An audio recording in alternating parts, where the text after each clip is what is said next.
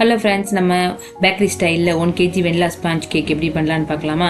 இப்போ 150 கிராம் மைதா எடுத்துகிட்டு 1 spoon baking powder எடுத்து நல்லா சளிச்சு எடுத்துக்குவோம்.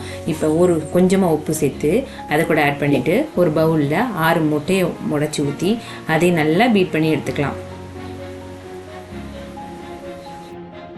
இந்த க்ரீம் பதம் வர வரைக்கும் நல்லா பீட் பண்ணிவிட்டு அது கூட 150 கிராம் சுகர் எடுத்துகிட்டு அதையும் ஆட் பண்ணி அதையும் நல்லா பீட் பண்ணி எடுத்துக்கலாம்.